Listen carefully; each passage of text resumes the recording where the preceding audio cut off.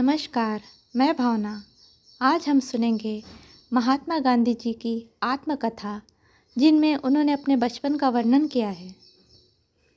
महात्मा गांधी जी कहते हैं, मेरे पिता कब गांधी का धन जोड़ने का स्वभाव न था।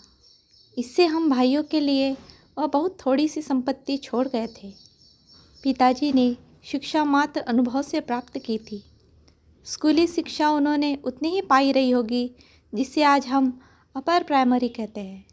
इतिहास भूगोल का ज्ञान उन्हें बिल्कुल न था, मगर व्यवहारिक ज्ञान इतने ऊंचे दर्जे का था कि सूक्ष्म से सूक्ष्म प्रश्नों को सुलझाने में या हजारों आदमियों से काम लेने में उन्हें मुश्किल नहीं होती थी। धार्मिक शिक्षा नहीं के बराबर थी, परंतु मंदिरों में जाने से, कथा पुराण सुनने से जो धर्म ज्ञान असंख्य हिंदुओं को सहज ही मिल जाता है, वह उन्हें मिला था।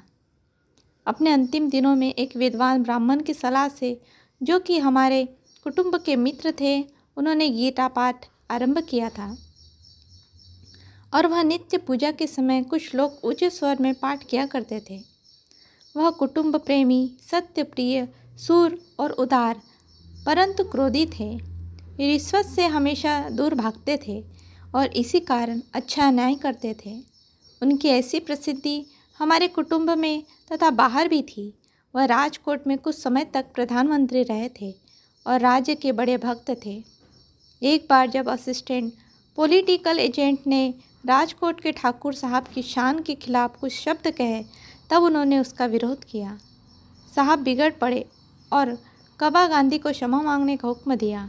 क्षमा मांगने से इनकार कर देने पर कबा गांधी कुछ घंटों हवालात में भी रहे, पर वह डिगे नहीं। इससे अंत में साहब ने उन्हें छोड़ देने की आज्ञा दी।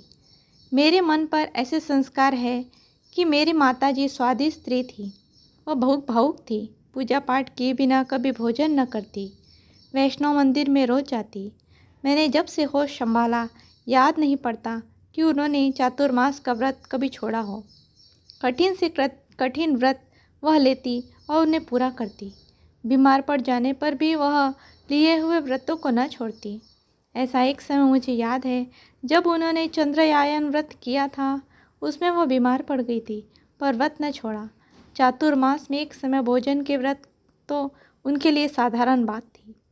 इतने से संतोष न पाकर वह एक बार चातुर्मास में उन्होंने हर तीसरे दिन उपवास का व्रत किया।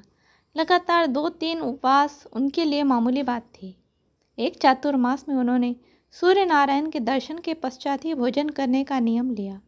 इस चौमासे में हम बच्चे बड़ी उत्सुकता से बादलों की ओर देखा करते कि कब सूर्य निकलने की खबर माँ को दे और वह कब भोजन करे। चौमासे में बहुत बार सूर्य दर्शन दुर्लभ होते हैं।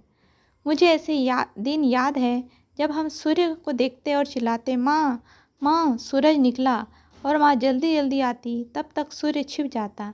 वह यह कहती हुई लौट जाती, कोई बात नहीं, भगवान की मर्जी नहीं है आज भोजन मिले, और जाकर अपने कामों में लग जाती।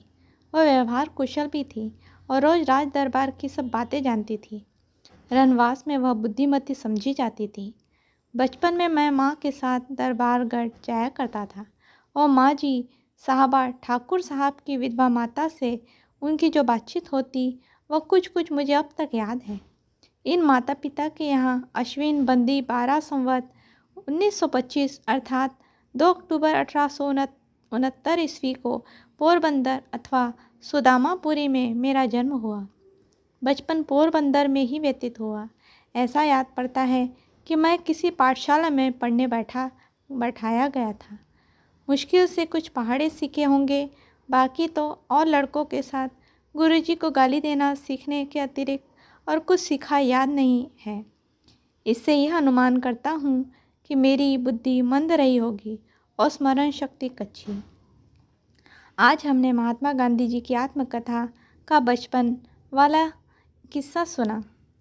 अगले बार हम उनके स्कूल की दिनचर्या सुनेंगे।